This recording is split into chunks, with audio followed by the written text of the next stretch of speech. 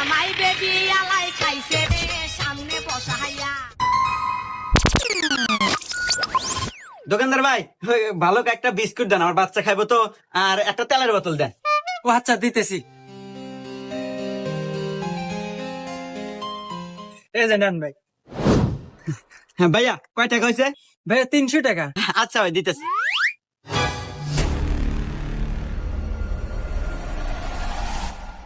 ভাইয়া, আমি মনে হয় মানি ব্যাগটা বাড়িতে রেখে আসছি। হ্যাঁ, টাকাটা কালকে দেই। না ভাই, আমার দোকানে কোনো বাকি বেশি না ভাই।